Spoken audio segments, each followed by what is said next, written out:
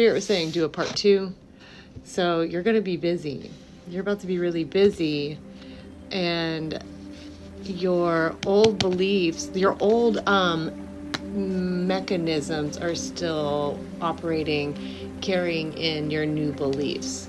So it isn't such a bad thing to be busy. You're moving from cycles of burnout, of like work, exhaustion, burnout.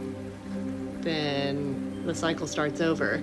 Now it's more like, now you can see the possibilities or the certainties on the horizon. You know, like I said in the last reading, you're starting to really fully embody your beliefs, your new beliefs about your new life that you're creating.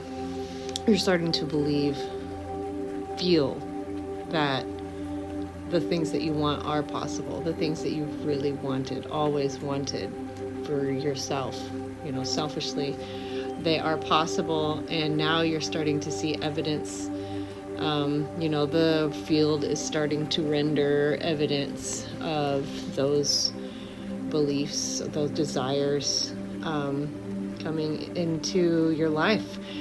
And it's going to make you excited instead of the burnout cycle. You'll be excited and productive, and then you'll notice a period of feeling safe to rest. So it's very feminine, you know, like the lunar cycle. And you don't have to be female or you don't have to menstruate to feel these shifts. You know, even males feel the shifts of productivity and rest. Those are definite phases. And yeah, you've been running an old program. Someone else's more like solar based mechanism, where you're literally like a machine. You're running, constantly running yourself into the ground. But now you're going to have you're seeing it coming, and you're moving, you know, you're moving toward it, and it's moving toward you, and you're willing to do the work. Yeah, you're willing to do the work with the Wheel of Fortune. Duh. So and the card started turning as I put it down. Another spin. I feel like, you know, when The Price is Right, the wheel that gets spun at the end. What is it called? I gotta look it up. Hold on. Look it up. It's just called The Big Wheel. The Big Wheel. Showcase Showdown. The end of the game, the contestant spins the giant wheel, and you try to land on, I think $1. I don't know. But you took a big spin, right? And so you're going to be busy.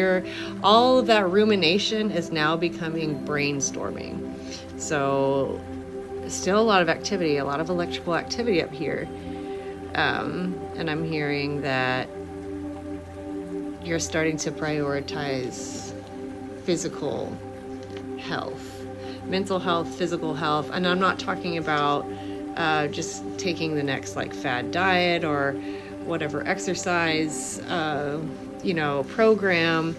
It could involve some of those things, but I'm feeling like you're more of like a very like open eater, and you don't, that kind of rigorousness has kind of harmed you in the past. So, I'm trying to feel it.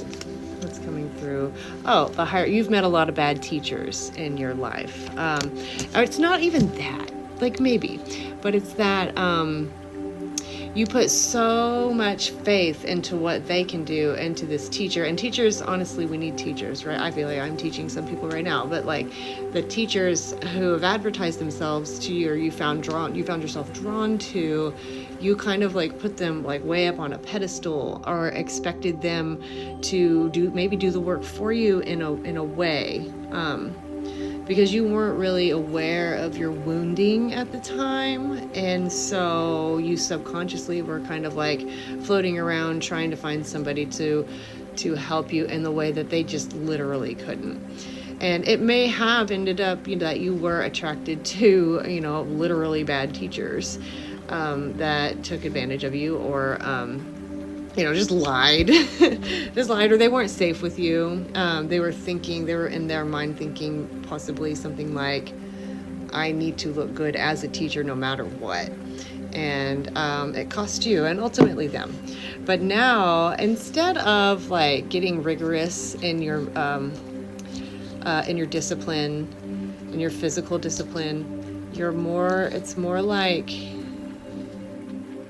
maybe you have an ADHD mind where you take a little bit here, a little bit there, a little bit here, a little bit there, and then it all adds up, right? Like instead of doing like your morning workout where you do these same things every single day, you might write that down that you want to do it every single day, but then you don't want to do it when the time comes. And you should listen to that. I don't think that's bad. I think that you can kind of muscle your way through a lot of things, but I think a lot of times you just need like 20 push-ups. You know what I mean? And then you'll have the energy for 20 more in 4 hours, and then you'll have done 40 push-ups. Doesn't that sound better? Like I'm drinking water throughout this, and you know how people just carry around a water bottle these days and just take a sip whenever they need it? Instead of like being like, it's time for my water time, drink a gallon of water or something like that. Like it's a lot more like peppered in, like seasoned, like wildflower, like spreading wildflower seeds. Chaos garden. That's what I'm getting. It may feel like you're being lazy.